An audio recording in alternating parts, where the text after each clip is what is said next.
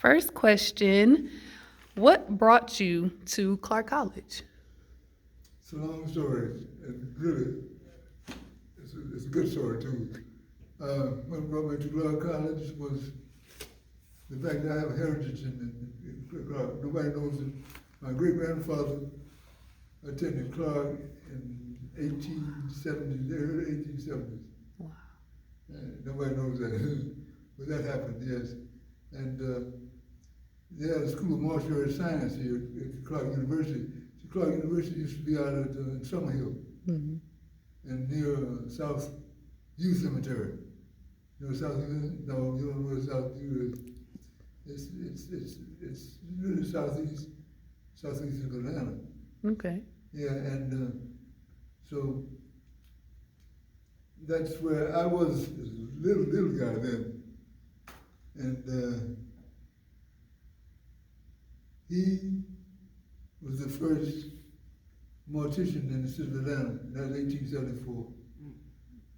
Wow. Yeah, and it's my great grandfather, Mitchell Cargill is his name, and that's my mother's, of course, my mother's grandfather. Yeah, you get that right. Yeah, and it's always fun to speak about them because they were part of Clark University before it became Clark College. Right. That's a long time ago. And so, of course, she was born in 1894. My mother was born in 1894.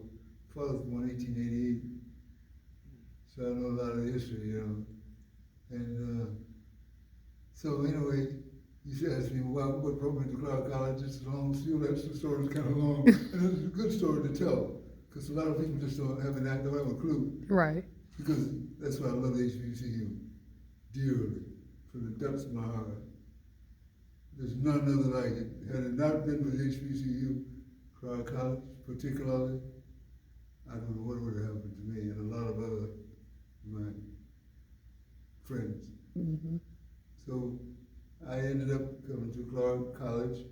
In high school, I went to Booker T. Washington. I went to Turner as well.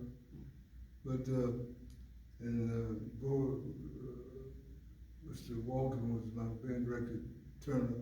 But early Starlin was my band director, Booker Washington. And so surrounded by HBCU people Hmm. that influenced me. Surrounded by the band directors and Morris Round from Clark, and I just was drawn to this institution. Of course, I had history. My mother always told me that we had these connections, you know, connections of presiding elders. That brings me to another point. My great uncle was one of the earlier pastors at Big Bethel, and his name is on the wall. C.C. Charles Cicero Cargill. His name is on the wall. If you ever Bethel at any point, you might look up the wall. There's his name. Yeah, okay. So further along there, I'm bouncing around. We're going to I'm not going to stay in a particular order, but something else I wanted to say. Oh yeah, I had some relatives to attend who were at Atlanta University.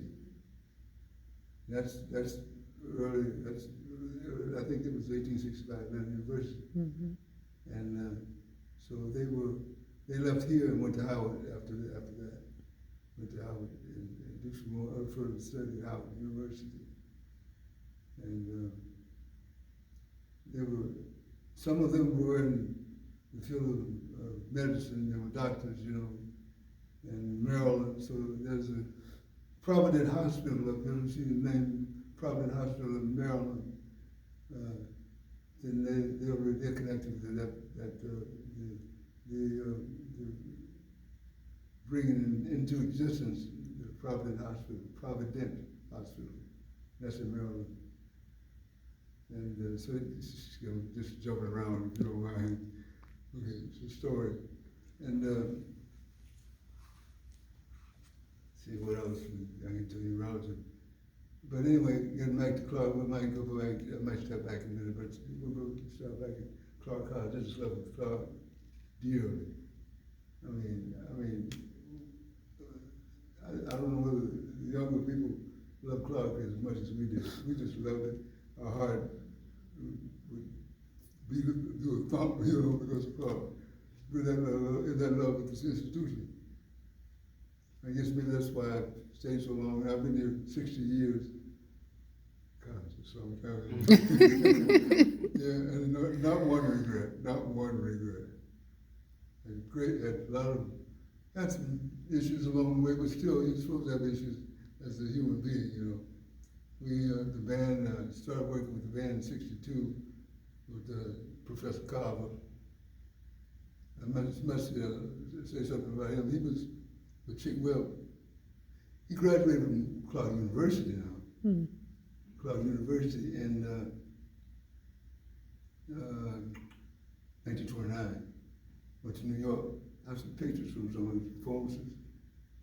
It was in a Battle of the Bands in 1929 at the Star Ballroom in New York City. Finished Clark University, went to New York, and it was a hit. It was up. Okay. Composer, arranger. He arranged the fight song. If you want to know who Wayman Clark arranged the fight song, composed the fight song. And they've gone to something else, and I really don't appreciate the change of that fight song, because that's the roots. Fight song, Hell Roaring Panthers.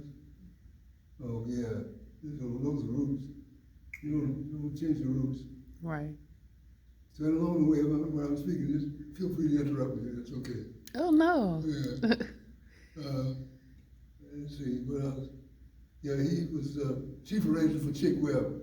Chick Webb Orchestra was one of the king of the Savoy. You heard Savoy Ballroom, New York? He is the king of the Savoy. In other words, you had to come in for the Battle of the Band started in those clubs, not at in the marching bands. It started in the clubs. Now these are facts, because I know the facts. Yeah, started they had the Savoy Ballroom, Battle of the Bands, and Battle of the Dancers as well. Oh. Mm-hmm. Battle of the Dancers. The dancers were doing, if I can think of that dance they were doing, it'll come back to me at some point. I remember. The Charleston. Huh? The Charleston. Well, that was one of them. That was written by, I know the composer's name, Charleston. Yeah, Charleston is one of them, but I think we'll take that one along with it. There's another one I'm trying to think of. Can't think of. Oh gosh, I know these things. Sometimes you go. Yeah. It'll come to you. We're gonna have some fun today. Yeah. Talking about this. That's Okay. Yeah. Let's see. Yeah, but see, the important thing is to know that he is, not was. He's deceased, but he is a great musician. He got mentioned in the International Musicians Union magazine, as I did this past February. I won the cover of the International Association of Musicians. Oh, wow, congrats. For February of 2022. And they put my picture on the cover with a horn and one instrument, and the back of it with another instrument. They did quite a write-up about me. Okay, that's very nice. Yeah, and that's the union for all musicians, professional musicians. I'm the vice president of the Atlanta Federation of Musicians in that connection. I've been the vice president almost 30 years now, so I'm kind of, Oh, wow. yeah. I remember I joined the union when I was in 1954, when I was a sophomore at Clark College. I was just excited about being a professional musician. I wanted to be a professional musician, so I joined the union. And I was hanging around a lot of older guys, and played with them, and grew until I had to step forward and go back, because I'm trying to do this in sequences as possibly can. But yeah, I learned a lot here at Clark. A lot. You learn, this is a school, I don't care how big your band was, we might not have had the biggest band, but we could play outplay you. That's the key. We outplay. We had musicians here. Mm-hmm. Yes, we lost most of them. So many of them are gone. I'm reluctant to say, let's see, what else could I tell you along the same line? Like I said, and interrupt me. You need to. That's fine. You could just tell us about your first couple of years here Okay. as a new professor. Oh, as a professor or as a student? No, as a professor here. Okay. I always like to tell about that student part. You could talk about that Can I too. do that? I Yeah. just love Clark. I mean, we had that thing bad. It's like, I mean, we just loved the institution. We loved everything. The alumni would come back and support us all the time, And I'll bump up. Yeah, I just want to say that much again. You might hear me say it again. That's fine. But and when for my first 2 years, I was, I never really left Clark. I keep saying that. I never really left the school because when I graduated, I was always hanging around. Hanging around, like trying to help out. I wanted to be a part of what happened. What happened is we had it so bad. I was in art school, thump, because we loved the school. We loved all of the players that had to come out of school. We have a ring of players. Yeah, players who is one sitting here. Mm-hmm. That's one of my players right there. Proud of him and tried dearly. But anyway, I got some guys. No, that's too much later. Let's go back to my first 2 years. Yeah, I brought in something into the system. I think Prof. Carver wanted me to introduce what was called Patterns in Motion for marching band at that time. And I was involved in the Patterns in Motion. So I brought that part in. You understand patterns in motion. Yeah. So anyway, we did the Patterns in Motion, and it was something new. Nobody knew what we were doing. Yeah, Patterns in Motion. And I did that my first couple of years, and what else happened? And this was as a student? No, this is when you became assistant. Assistant, right. After you came back from Michigan. No, that was during the time I was in Michigan. I was in Michigan at the same time. I was in Michigan in 62. I think I was in Michigan in 62. Okay. Yeah, I think I must have finished Michigan in 65 or something like that. But I was in Michigan for a while there. And now, while I was in Michigan, I was connected with the Motown band. Yeah, I was with the Motown band. And I was all around Ann Arbor, Michigan, Ann Arbor, and Detroit. That's where I'm from. Yes. Detroit, yeah. I love Detroit, yeah. And so I went back for my reunion in 2015. I think it was 2015, for my class reunion, 65 class reunion. And guess what they brought into, this is the kind of school that is. I love Michigan like I love Clark. They brought in the New York Philharmonic for 3 days. Wow. To play. They played 3 separate concerts. New York Philharmonic. And they had a clarinet player, can't think of his name. McGill. Met him there. Sure did. He's a powerful man. He's got to be like the baddest man in the world. Yeah, McGill. Anthony McGill. Anthony, thank you. I was trying to, that's my help with it. Yeah, Anthony McGill, he's he's principal clarinetist with the New York Philharmonic. So First black one. that's right. So he brought the Philharmonic in for 3 days of concerts. And I was back for that. So we went to homecoming game. We played Northwestern or something like that. But anyway, I was prepared. We were all prepared. When we got out here and went to school, the grad school, we were prepared. Clark prepared us. You know, they give me Clark. It's like I do my parents. I always had to go back and do them. I love the parents, man. I love my parents right now as much as I did when I was like that coming up. So are your parents the ones that started your love for music? Like, what made you want to become the astounding musician that you are, the great teacher that you are? What started that process for you?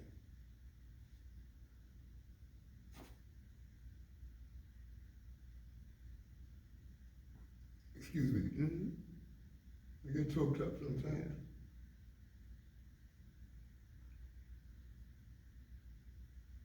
Mother and my father, the two of them. My mother played piano.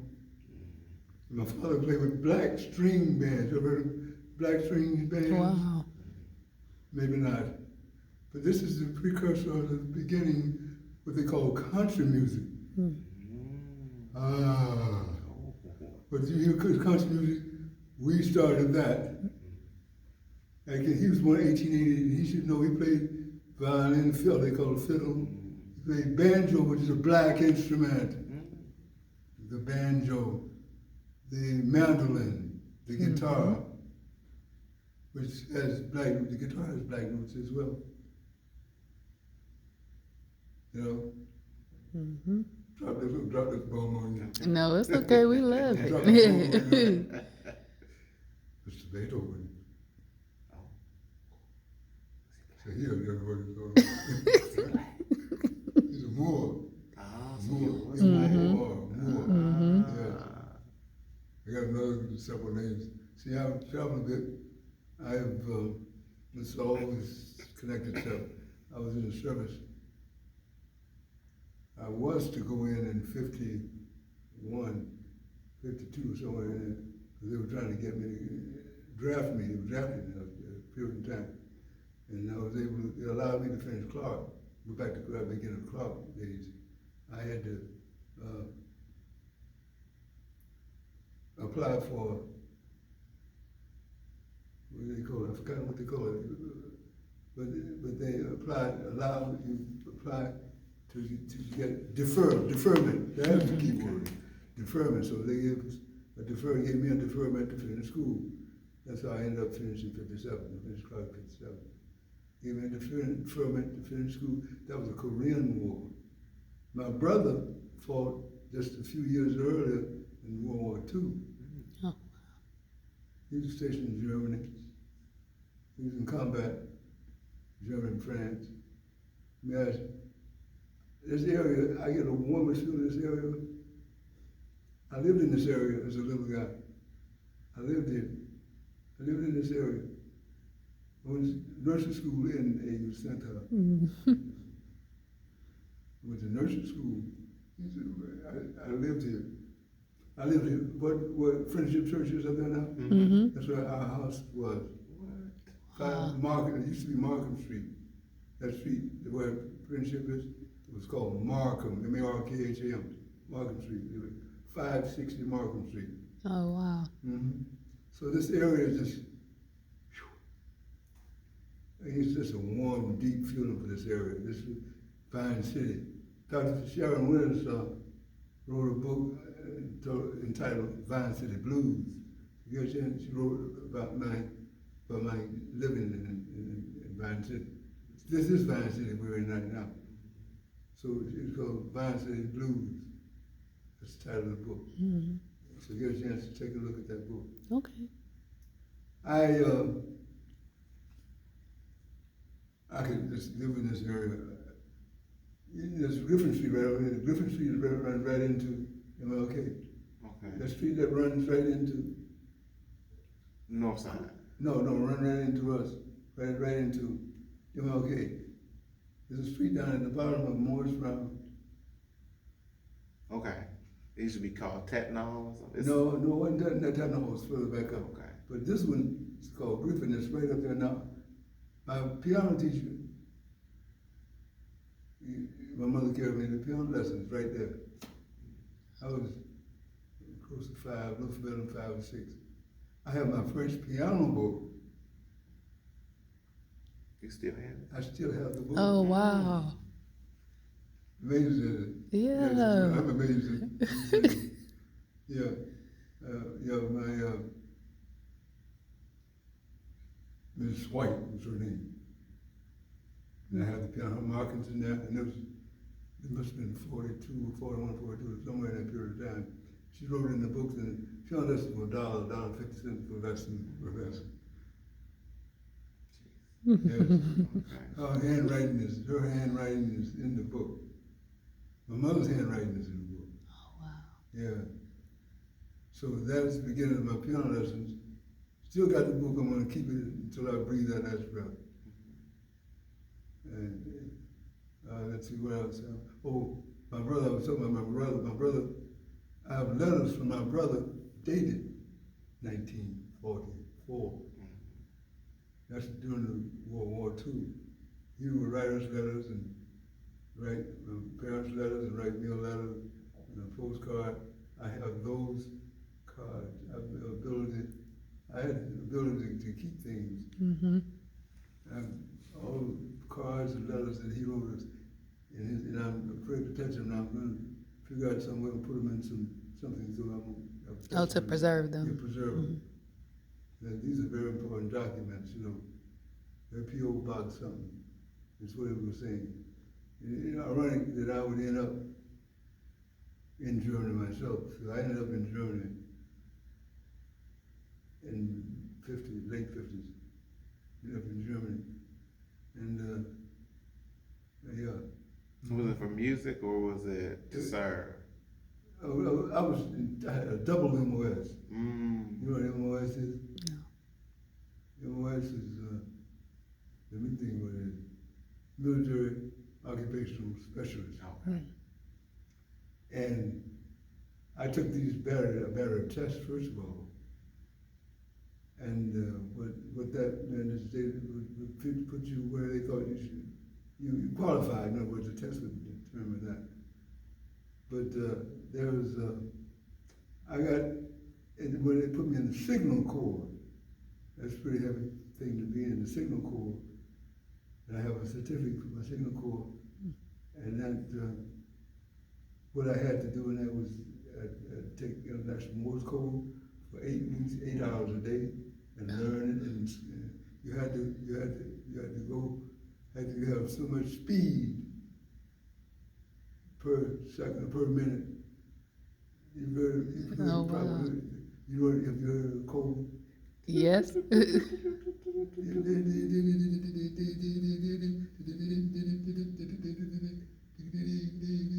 it goes real fast. Pretty soon you get up.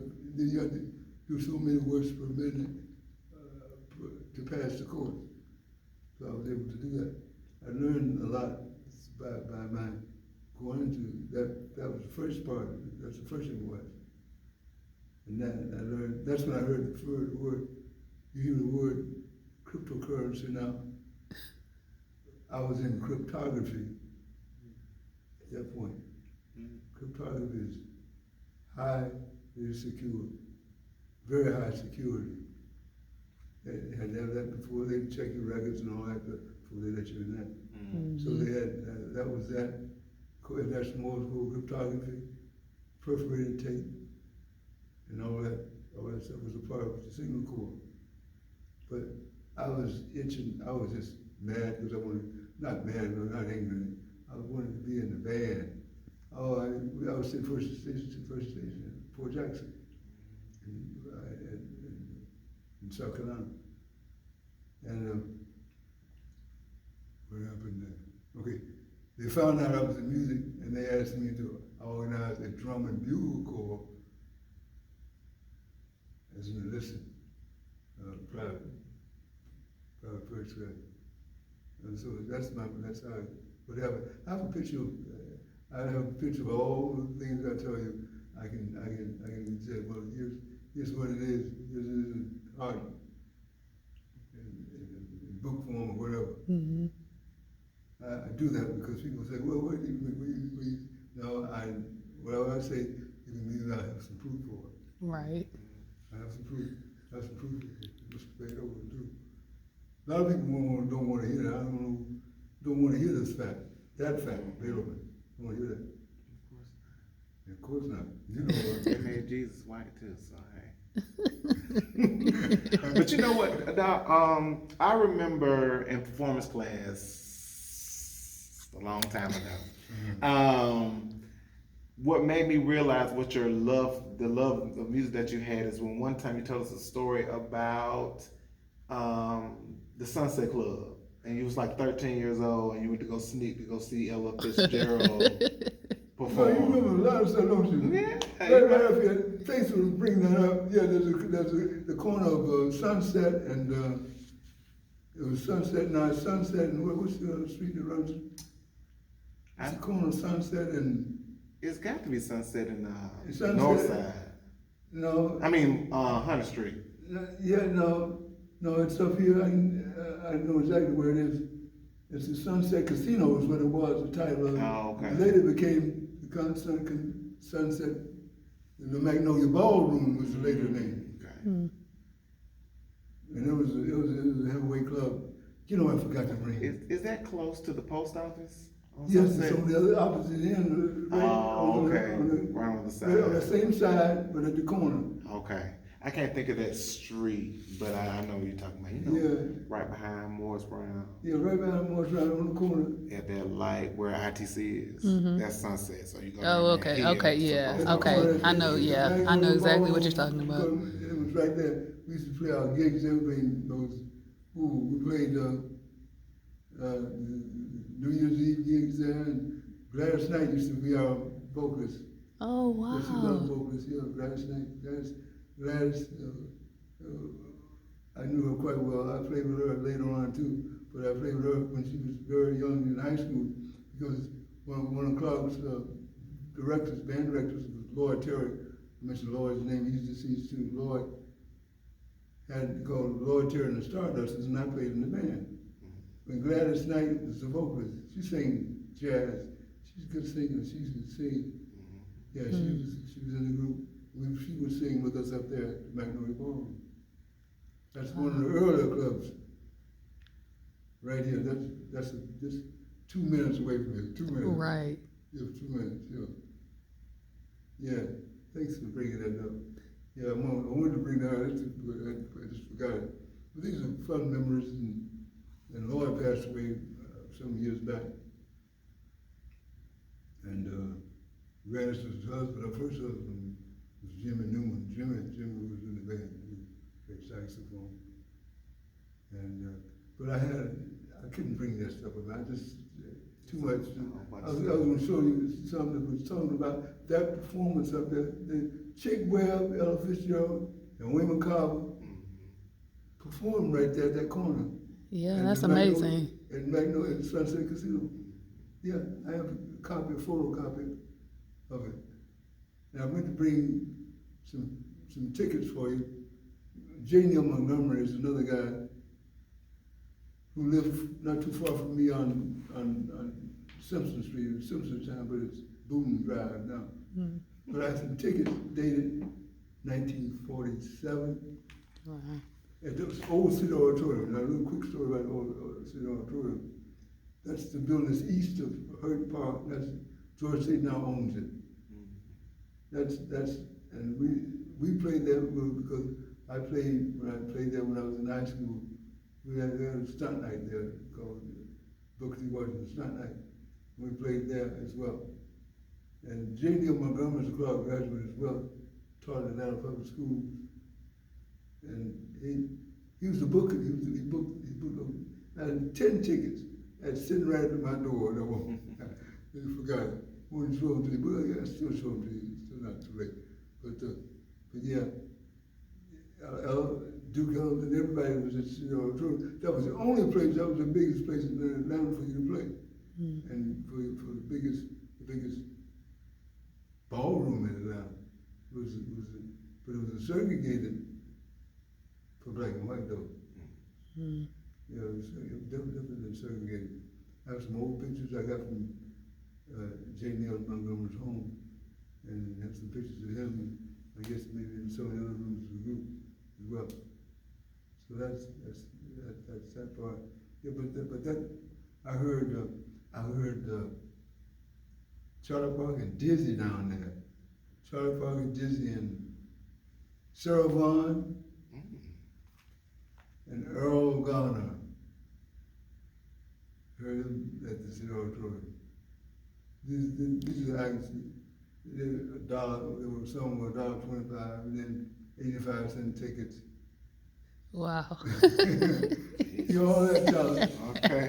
Yeah, that's right. And I have them framed. I'm a historian, so I have a nice frame, 10 tickets. But later, I never knew that I would eventually, at that age, because that was 40s actually, 40s, that I'd ever get a chance to meet the girl who so brought Duke here, Duke an honorary degree on the campus, 1973. That was auditorium, the band played. Wow. Yeah, these are heavy pieces. Right, and these are things we would never know. That's right.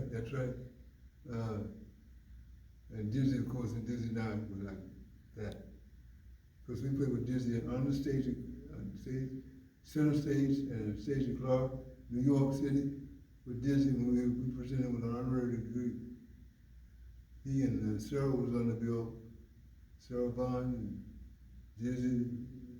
You know, the program states it. It says Clark College Jazz Orchestra, in Richard Hall, Lincoln Center. That ain't too shabby. Not at all. You know what I mean? Were you the director then? Mm-hmm. Yeah, because I created the Jazz Orchestra.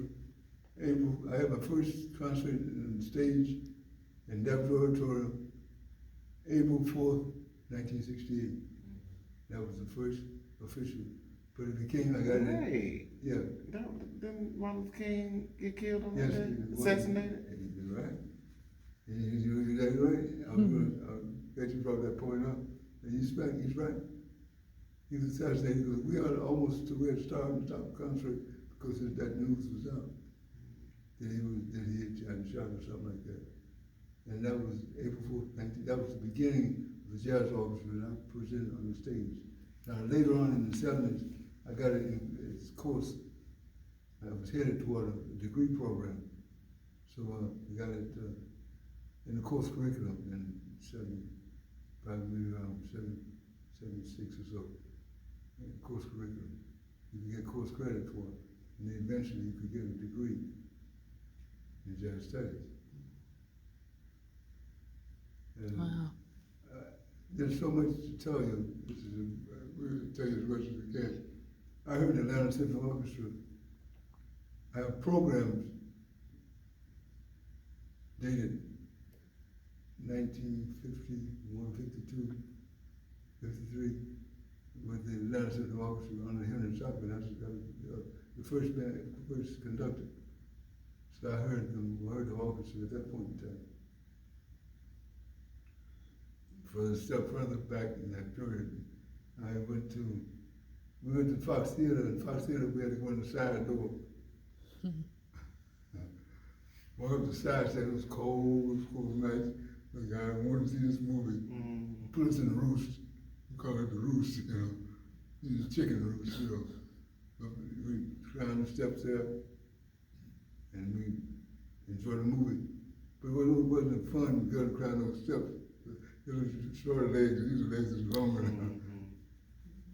Traveling up the side, if you pass by the Fox Theater, you see the side of it?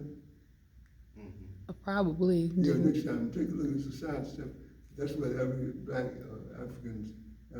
Americans had to go up those steps there. So you couldn't go through the front door. Could not go side. Could not go. Eventually, I played there for a long time. I played what was called the Atlanta Pops Orchestra. I played multi reeds, and Alvin Coleman was the conductor of the Atlanta Pops Orchestra. Yeah. So I played multiple woodwinds with them. And that's a union orchestra as well. So, to go back further, you always wanted to be a musician. Your mom and Always. your dad instilled Yeah. that into you at an Yeah. early age. Yeah. So, what made you want to become a teacher? Did you always want to be a teacher, or did you just want to perform? And like, what started that? I wanted to do both Okay. because basically we didn't have teachers in those that church. We didn't take private lessons. There were no private lessons, private teachers around. So we taught ourselves basically those instruments until we had Clark, we had some help from Prop, but basically we taught ourselves. And right down here where the dormitories are at Clark, there was some row houses, there were one or two houses there now. They all look the same, wooden houses. Mm-hmm. We used to go there and the guys used to try to teach us some lessons, down there. And that was connected to the high school. So, but we learned that we would get the finger charts and learn the finger charts ourselves. Mm. Now, I'm going to give him some props here. He was the first jazz flutist on record. The first. But he's a tremendous musician. Played clarinet, played flute and saxophone. I have a lot of old Chickwell recordings. Quite a collection. And he's playing flute on it. Got a lot of nice pictures with Prop playing in New York. His daughter and I are still connected now. We're still communicating. She's one of my board members up for her foundation. Ms. Gayton, Patricia Wiley Gayton is my president. But I have board members in Hawaii and I have one in Barbados. I had one of my board members is pretty high position administratively in Barbados. So that's what sometimes I get these calls from Hawaii, various parts of the world. They give me a call and I said, I have to take this call. Mm-hmm. Yeah. So, yeah. Did I ask you a question? You were saying that you wanted to do both. My question was, what started you on the teaching track? Oh yeah, but I just wanted to be a teacher. I taught myself pretty well. I said, well, I want to teach. I want to be the contributor. That's one of the nicest things, greatest things is to be a teacher. Mm-hmm. Because they're like your children. They belong to me. Right. They belong to me. Yeah. And I get the always just will do anything for me. All of our students will do anything for me. Give them a call, and sometimes they'll call me, but they'll do anything for me. And that's something that's better than your own. Because you know they're going to do it without a doubt. You see how he greets me? Always great, warm greeting, Right. Yeah. And, but yeah, well, that's the benefits of teaching, in other words. Lifelong relationships. We got some fine players like, there's one sitting right there, got one in New York, with the Lincoln Center Jazz Orchestra, Sherman Irby, and he's a lead reed player, plays flute, clarinet, saxophone, and arranger for Wynton Marsalis. He's the lead person now. You know, lead means you're the guy Right. he arranges and composes for the orchestra. Wow. Yes, he was not lead. I recruited him when he was 17 years old. I recruited him from Tuscaloosa, Alabama. He and his buddy Ignatius. The light skinned cat. No, this brown skinned brother. Okay. Yeah. No, you think about I know you think about somebody else. What's his name? Frank Hayes. You know Frank. Yeah. No, not. I know Frank. You know we know Frank. He's older gentleman. He has like a little. I don't want to talk about him, but I know that he plays the clarinet, the sax. He also plays the bass clarinet, the flute every now and then. You talking about James Hudson? Oh no. That's I know who James Hudson is. You know him. Mm-hmm. Well, Who else could it be? I think that's who you're. Is he old? Like how old is he? Old? Oh, yeah, he's older than me. Oh. He's close to, he's 90, I think. Not Mr. Hudson. I'm talking about Sherman. Oh, no, Sherman is, you know, I forgot now, Sherman was, You recruited him in the 70s? I want to say, no, it was later on, I recruited him in the 80s. Okay. 87, because we went to, he was playing, he was a monster, he was budding then. It was late 80s. Late 80s, I think it was, late 80s, 87. Because we played with Lion Hampton in Cuthbert, Georgia. Fletcher Henderson was a monster, and now Fletcher and Henderson is the heavyweight of all time, of all races. He stirred up New York. He graduated from AU in 1919. And then New York 1920. And he was the greatest arranger. I got this in Downbeat magazine, this is the greatest arranger. I've heard of his orchestra, but I didn't know he was an AU grad. Yes, that's Fletcher Henderson. His brother is a great musician as well. Horace Henderson is another one. His brother. Wasn't Fletcher the music department chair at one point in time? No, I tell you who was. Florence. I'm talking about Florence Okay. Price. Okay, that's fine. Florence Price was chairman of the music department between 1910 and 1912. She was nominated for her symphony number 1 and 3 on Deutsche Grammophon and won the nomination. That's heavy. Yeah. And I try to get people to realize what's happening to Clark. I mean, that's as heavy as you can get in history. And I had, my connection was Agnes Scott presented Margaret Bonds, Franz Price, and somebody else. And it was like a festival for music. A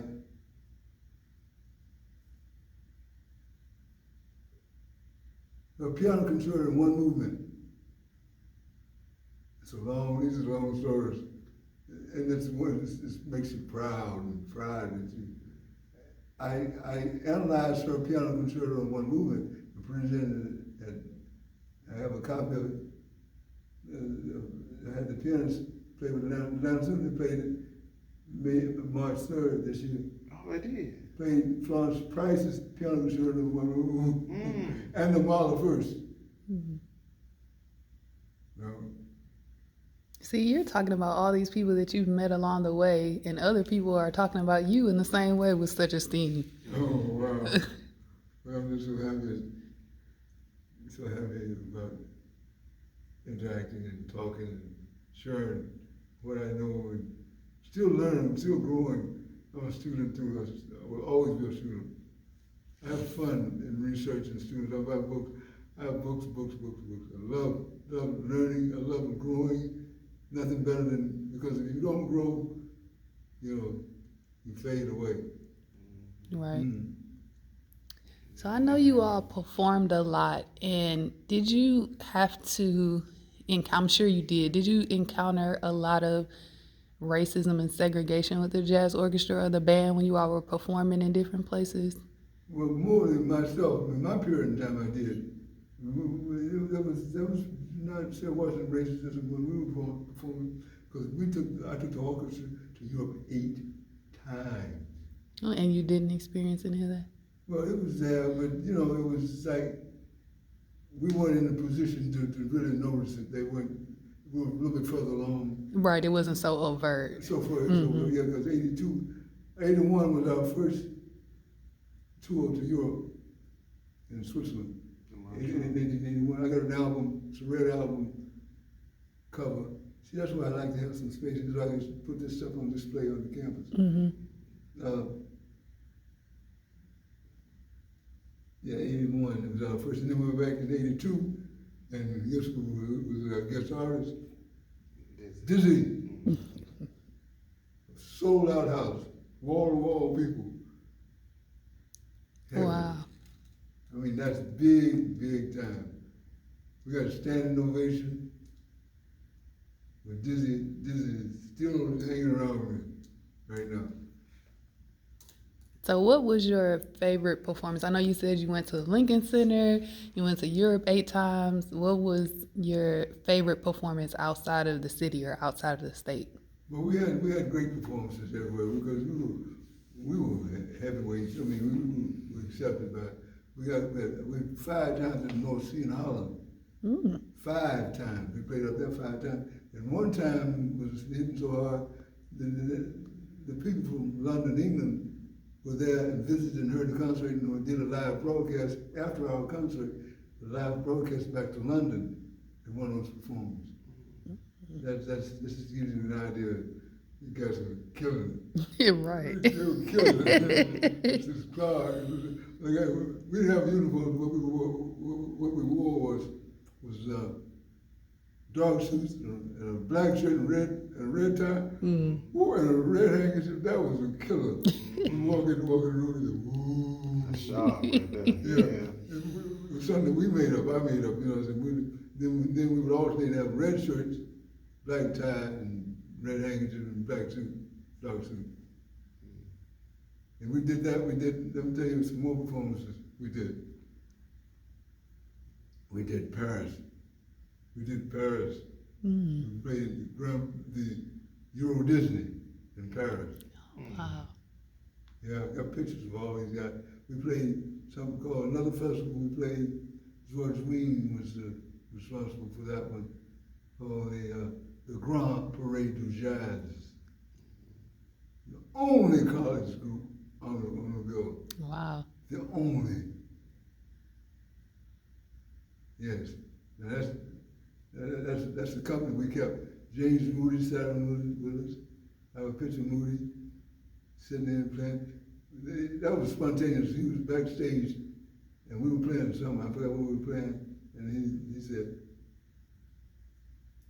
immediately, I want to play on this one. This one on stage start playing. I mean, that's fun stuff. It's got me grinning and smiling. Yeah.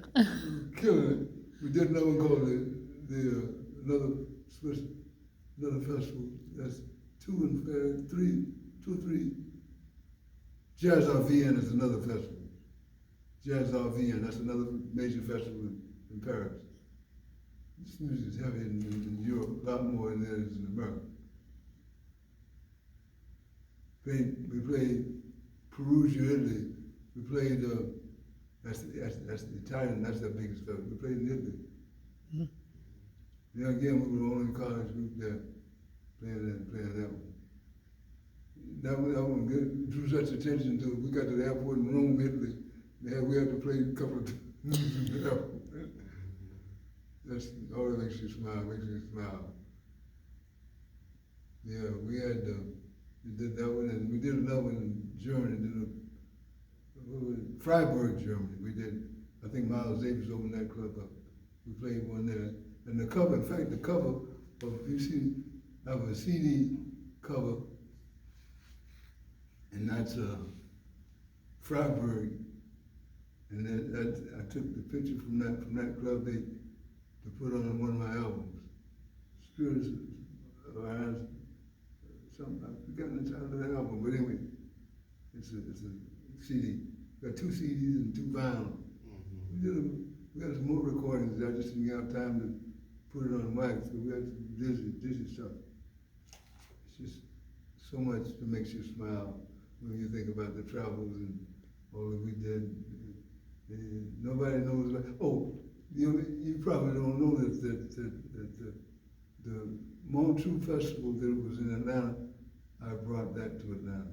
In other words, yeah, it was a part of. They did it, maybe one others. They did Montreux Detroit Festival as well. But the Montreux, I brought the one that ended up in Atlanta, and we played it in Atlanta. We played the Montreux Festival every time it was here. And that started in Europe, right? Yeah. And so you brought, because you played at Montreux Jazz Festival probably those 8 years that you went to Europe. Yeah, we played it. And then you brought that To Atlanta. To Atlanta. And Atlanta didn't know where in the world the Montreux was. And so I brought it to Atlanta. Sure did. And there was you ever heard of Bette Midler? Well, she we had we counted her with her.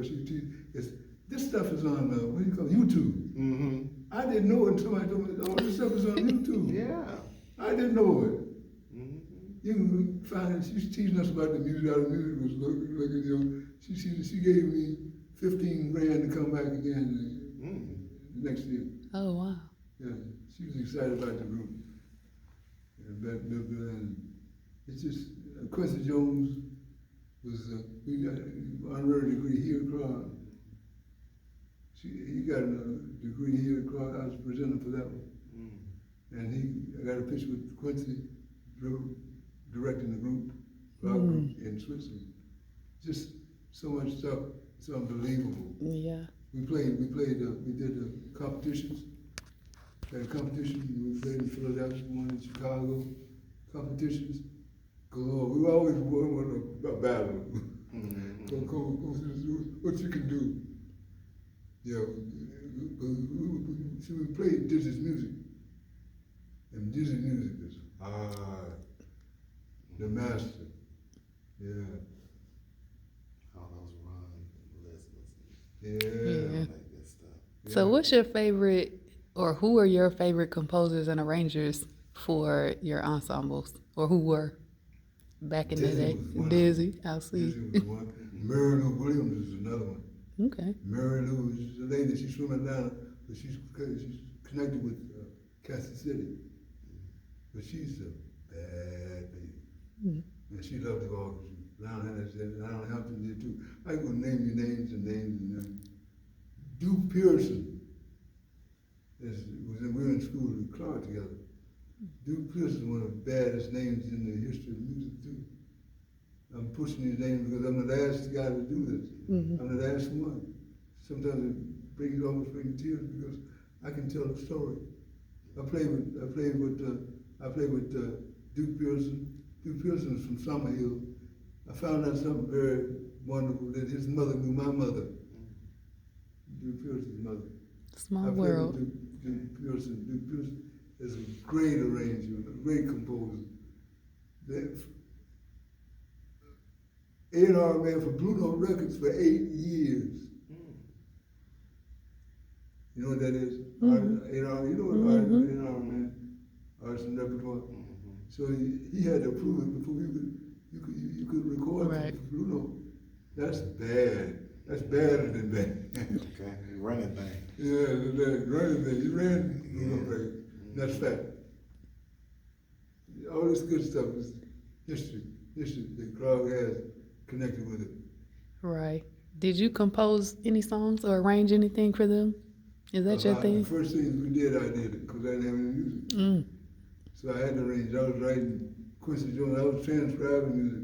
I was sitting up at night transcribing a whole bunch of music off the records, off recordings. That's a lot of work, you know. It is. It is. Get the record, sit down and get scored and write that stuff out. Yeah. I remember class. So it's just fun to talk about this and ask me questions. I'm very happy to ask. You know what I love the most about you? I'm probably a fan. I am a fan of you. Not because you're my teacher, but because all the great and many accomplishments that you have made. And one of the biggest things that I love about you is that you saw a need. And every time you saw a need, you made sure you acted upon it. Just like a lot of people don't know about the orchestra.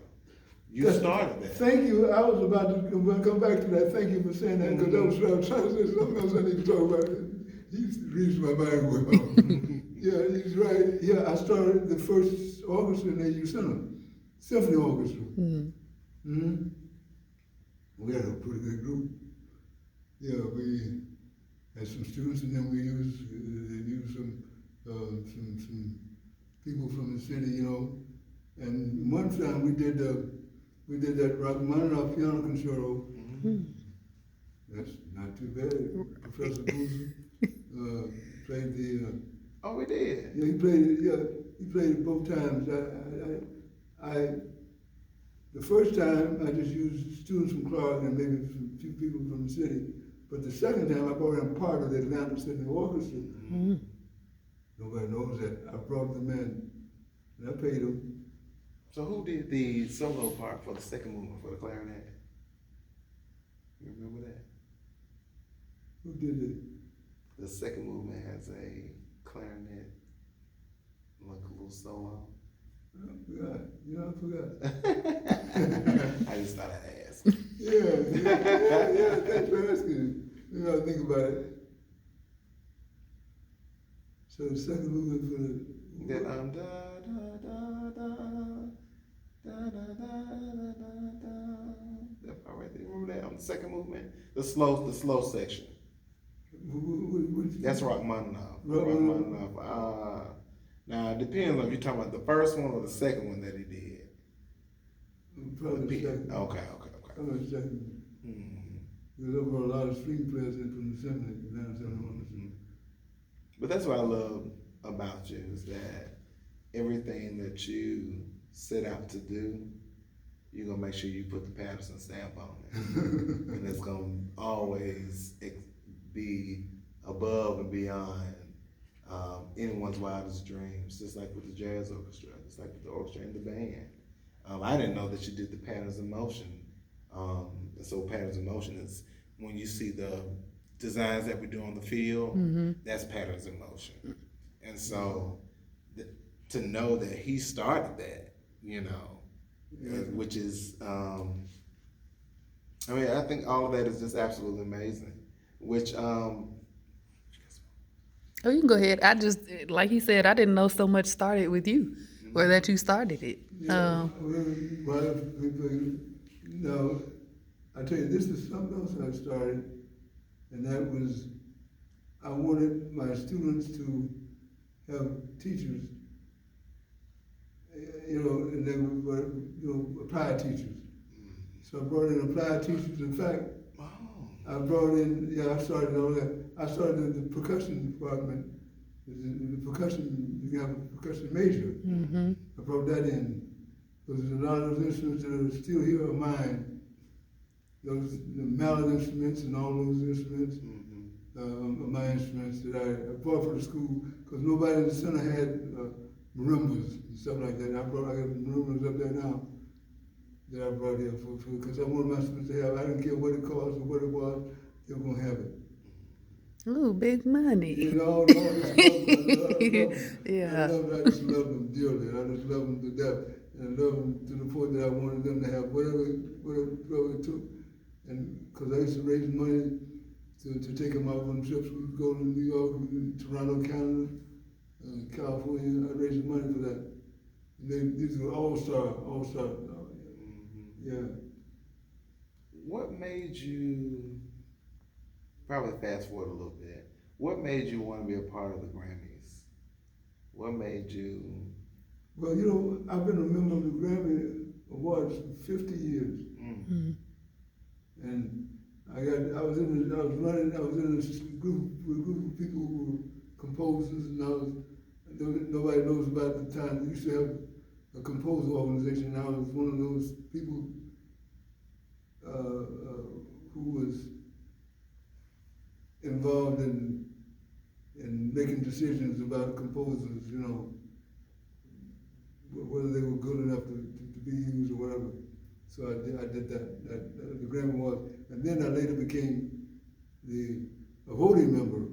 And I'm a lifetime voting member for the Grammy Awards now. Anything you see, I've had something depending on the category. I voted on a lot of, in fact, for Fawn's Prize, nominating is getting to be about nominating time now. Nominate, and then they have to be worthy. People like she did. She is awesome. I mean, that symphony, you ever get a chance to hear her symphony? Because I heard her symphony played. It's on Dutch gramophone. You know, you get on that label, Mm. she's on Dutch gramophone, Philadelphia Orchestra. Mm. You can't get it better than that in the world in history. Mm. They played her simply #1 and #3. I'm proud to shout that information. Some of us don't care. They say, "Oh, okay, so what? What's that?" But you don't understand. You don't understand what that means.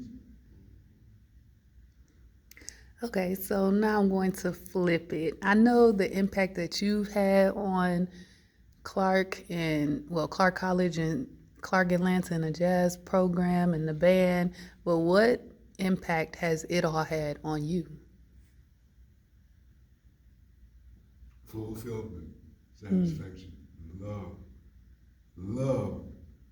That's the impact it has on me. I mean, I love my people, love my people, love my Africa diaspora people. Mm. Love them to a fault. Yes, that's the impact it had on me. It's make me smile. When I think about it, I smile. That's the impact. Okay. So I know you're not retired yet. Everybody that's asking me about your celebration, I'm making a point to say it's not a retirement No, celebration. no, It is it's not. not. It is not. We're just celebrating you. So, do you have anything else that you want to do right now that you're planning, or any goals that you have for the near future for any of these programs? Just to keep it alive, keep it going, keep teaching and be there for them for whatever they need me for. And that's, I gotta do it. I gotta do it. Just can't pull me away from it. I have, can I go back a second here? Yeah. And I brought a book here, and maybe a couple of other things I want. Now this is a book here, and it talks about Clark in here.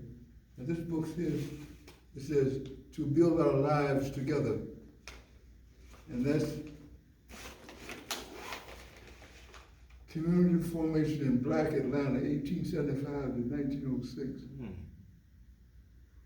Wow. This is what you have to back you up with. Say, where did you get that information from? I get it from books, and I compile books. I have a fairly decent library. Mm-hmm. I want you to read something here, Okay. and it includes, you've heard of Herndon, Alonzo Herndon? Mm. Mm-hmm. Oh, I forgot to bring, I got an album. Ray Charles recorded, I got a vinyl recording of Ray Charles at Herndon Stadium.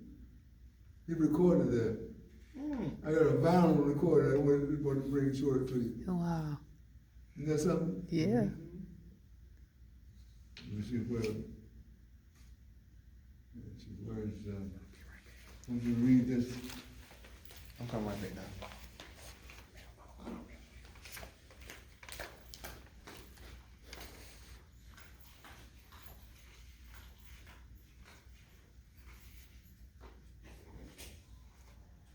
Yeah, pride.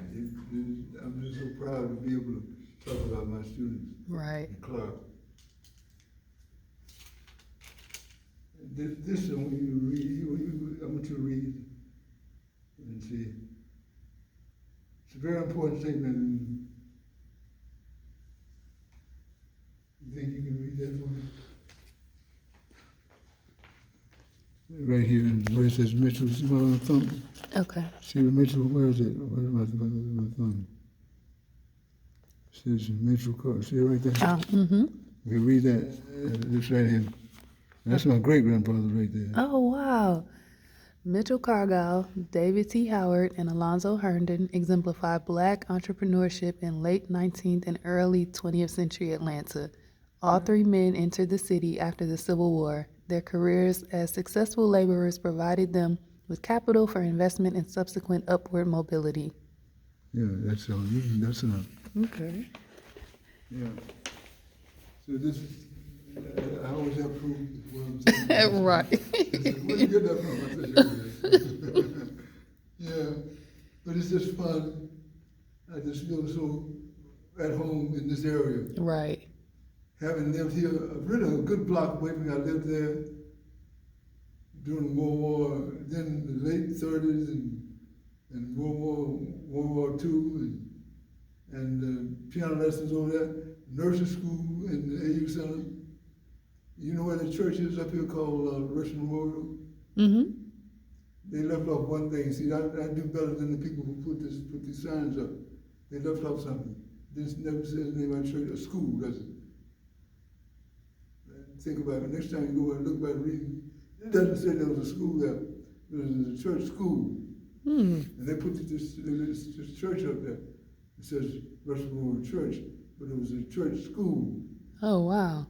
Okay. So I leave. I'm in the AU Center. I did the nursery school. In fact, I'm going to show you a picture of me in nursery school. Okay. That's in the AU Center too. And then I come down the street there, a block away, and I'm at first, second, third, and fourth grade at Russian Memorial School, private school, church school. Mm-hmm. I have one other piece of proof of that. I have my promotion card for the third grade. That's something. Yeah, so you really did grow up here. Yeah, third grade. And then, of course, I went to Yard Carter, which used to be Ashby. It's on, that's, what's the name of the street? Ashby used to be what?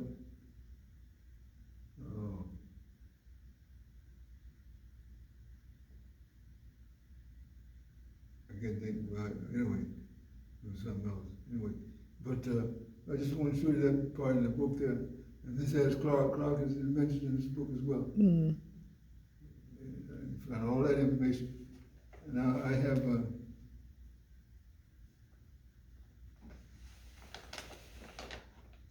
see, I have myself documented. Yeah. Let me see if there's any.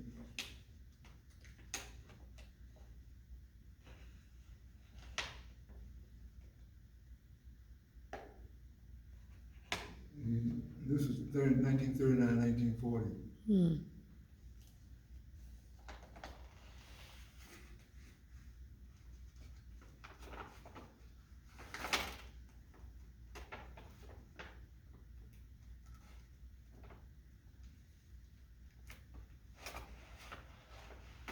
See if you can find me on the picture. Can you find me on the picture? Let me see. Are you top right? Yeah. Two boys on the picture. Yeah. That's the AU Center.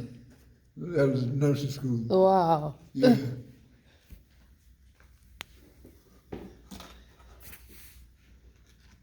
'13, 1939, and 1940. Hmm. I'm glad you still have all these pictures. Yeah, I don't know how I'm able to keep up with them. And they're still in good condition, Yeah, too. I don't believe I could keep up. I don't believe I kept up with these pictures. Letters and pictures like this. Shows my care for my Puritan time, my parents, who I love still dearly as ever. You know. Yeah. So what would you say has helped or been instrumental in the success of your programs? Love. Care, love and care. Care and love. That's success. Care, love, and understanding. Desire. Have there been any people along the way that have helped you with these programs that you feel like was a big part or was a big help or something that they also made a mark on these programs? Yes. Dizzy Gillespie was one of them. Dizzy was a part of this whole thing. Because he cared. Dizzy loved the orchestra. And if you want to stay with Dizzy, you had to be playing like Dizzy plays. You had to play his music stylistically correct, note wise, and all that stuff. Dizzy and Mary Lou Williams, these people, Lionel Hampton. These are names that I can remember. Jimmy Owens, Clark Terry, John Faddis. Um, I tell you, who gave a film score writer named Lalo Schifrin. You ever heard of Lalo Schifrin? No. You ever heard of Mission Impossible? Mm-hmm. The composer was on the campus, Oh, wow. and so he passed on great compliments to the guys playing on those. There are others. I mean, there's so many others. Oh gosh, who were they?